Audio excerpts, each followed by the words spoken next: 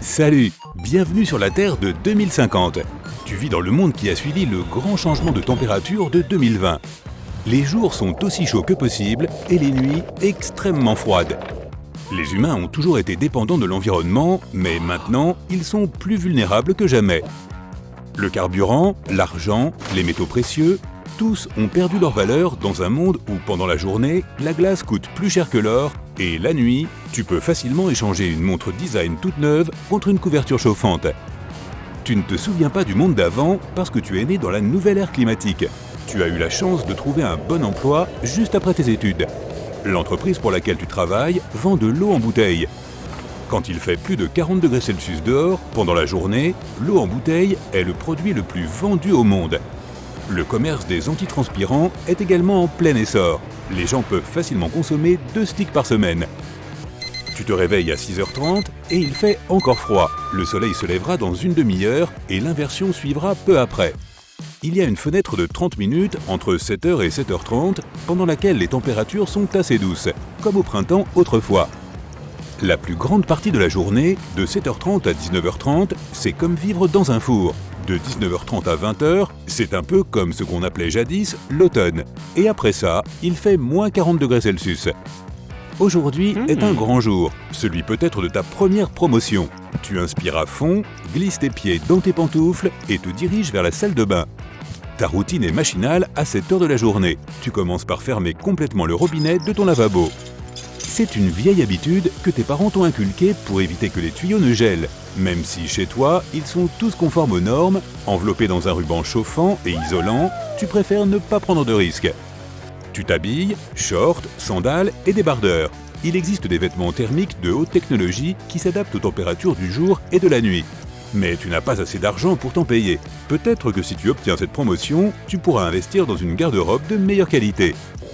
Une chose amusante, c'est qu'il est toujours possible de connaître le statut d'une personne en l'examinant. Certaines choses ne changent jamais. Les thermos marchent avec aisance dans leurs vêtements high-tech élégants. Comme tous les autres baluchonneurs, tu emportes des vêtements supplémentaires pour le travail et les soirées froides. Tu as ton ombrelle. Elle n'aide pas beaucoup contre la chaleur, mais te protège au moins un peu des rayons du soleil. Lunettes de soleil, déodorant, crème solaire, tu as tout ce qu'il te faut pour la journée. Maintenant, pour le soir, gants, oui, manteau, ding, tu reçois un SMS, c'est ta patronne. Vous arrivez un peu plus tôt ce matin pour préparer la présentation, n'est-ce pas? Tu lui réponds et tu vas à la cuisine pour ton petit déjeuner. Le café est un luxe, pareil pour les fruits et les légumes. Sauf si tu les fais pousser chez toi, mais ta serre personnelle est assez modeste. Des tomates, du maïs, quelques melons et de la laitue. Ta serre est aussi résistante au froid et à la chaleur que le modèle standard, mais il faudrait vraiment que tu passes à une taille supérieure. Pas le temps, trop de travail. Tu prends une pomme, une bouteille d'eau, ton sac et tu sors rapidement. Tu pars généralement à 7h15. Tu as 15 minutes de marche jusqu'au bureau et tu parviens à éviter la chaleur. Mais tu es dehors un peu après le lever du soleil aujourd'hui. Il y a des milliers de personnes dans la rue. Tout le monde essaie de rester à l'intérieur, sauf pendant ces 30 minutes de température clémente. Malgré la foule, tu arrives au bureau juste à temps pour préparer ta grande présentation. Tu as un diplôme en conditionnement et distribution de l'eau. Quand tu as parlé à ta patronne de ton idée, elle a immédiatement invité ses supérieurs pour qu'elle t'écoute. Grâce à elle, le prix de l'eau en bouteille pourrait être réduit de moitié et l'entreprise entrerait dans les livres d'histoire. Tu files au vestiaire pour enfiler ton costume. La présentation se passe bien, malgré ta nervosité. Ta patronne te dit que vous êtes sur le point de faire de grandes choses et elle t'invite à prendre des vacances car tu dois faire le plein d'énergie avant de commencer à travailler à la réalisation de ton idée. Tu regardes quelles sont tes options sur Internet. Les gens ne partent plus à la plage, le climat étant à peu près le même partout. Et puis tu ne peux pas prendre l'avion. Les voyages aériens sont une chose du passé car les avions ne peuvent pas décoller quand les températures sont trop élevées. Avec la chaleur, l'air se raréfie et les ailes n'ont pas de portance. Du moins, c'est ce que ton grand-père t'a dit. Il était pilote avant le grand changement. Le ski, le patin à glace et le snowboard ne se pratiquent plus que dans les stations d'hiver artificielles, plutôt rafraîchissant. Tu finis ta journée de travail à 16h. Tu rentres généralement directement chez toi.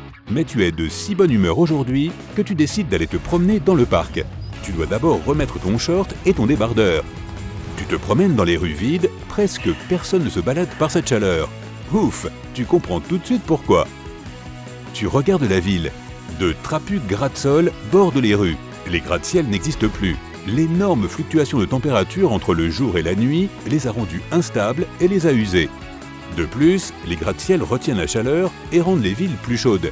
Et personne n'a besoin de ça en cette nouvelle ère. Tu regardes les toits couverts de panneaux solaires. Tout fonctionne à l'énergie solaire. Les voitures, les transports publics, le chauffage central et la climatisation. Le soleil est peut-être ton pire ennemi pendant la journée, mais au moins, il t'aide à rester au chaud la nuit. De loin, le parc a l'air agréable. Des arbres, des buissons, de l'herbe verte et des fleurs. Mais tout le monde sait que tout ça n'est pas réel. À moins que les plantes ne soient dans une serre, elles sont artificielles. La chaleur du jour les brûlerait et les dessécherait. Le froid glacial les ferait geler pendant la nuit. Tu t'assieds sur un banc et tu entends deux vieillards parler des différences avec le monde de jadis. Le paysage a tellement changé. Les étangs et les lacs se sont entièrement évaporés en l'espace de quelques mois. Ils se souviennent de leurs parties de pêche, des fermes et des champs. Oui, seuls les animaux du désert ont survécu aux grands changements. Tu peux voir des coyotes, des géocoucous, des lézards et des scorpions quand tu sors de la ville. Les chameaux ont remplacé les vaches et les chevaux sur tous les continents. 30 ans sous cette nouvelle ère climatique ne suffisent pas encore pour que l'évolution opère de profonds changements. Mais les gens ont déjà commencé à se métamorphoser eux aussi. Votre peau devient peu à peu plus épaisse et plus dure pour faire face aux variations de température. Vos sourcils sont plus touffus pour empêcher la sueur de couler dans vos yeux. Un des vieillards regarde sa montre. Il est 19h30, c'est l'heure de filer, Maurice. Déjà 19h30, tu t'es bien éloigné de chez toi. Tu ouvres ton sac et tu cherches ton pantalon, tes gants, tes bottes et... Où est passé ton manteau? Tu continues à fouiller, tu sens la panique monter en toi. Tu te mets à vider ton sac par terre dans l'espoir que ton manteau se trouve tout au fond. Pas de chance, un frisson te parcourt l'échine. La peur? Oui, mais aussi parce que la température baisse déjà. Tu remets toutes tes affaires dans ton sac et tu te mets à courir dans la rue. 19h40, tu n'y arriveras pas, mais au moins courir te réchauffe. 19h50, il n'y a pas de bus, pas de voiture, rien, tout le monde est déjà à l'intérieur. 19h55, tu sais ce qui t'attend si tu ne rentres pas avant 20h. Quand il fait moins 40 degrés et que tu es dans tes vêtements de jour, il ne faut que 5 minutes avant que l'hypothermie ne s'installe. Tu as entendu d'affreuses histoires. Des gens qui s'étaient aventurés dans le froid sans le bon équipement. Tout d'abord des battements de cœur grelottants et rapides, le corps qui se bat pour conserver sa chaleur. Puis les frissons s'arrêtent, le rythme cardiaque ralentit et on commence à se sentir étourdi. Le corps jette l'éponge, c'est l'évanouissement, tout est fini. 19h58, tu vois ta rue devant toi. Allez les jambes, plus vite. 20h, le froid te coupe le souffle. Tu es à 1 minute de chez toi. Continue à avancer. L'air te pique les poumons, tes cils se couvrent de glace, ton nez est rouge vif. Est-ce que ça y est, c'est comme ça que tu vas finir?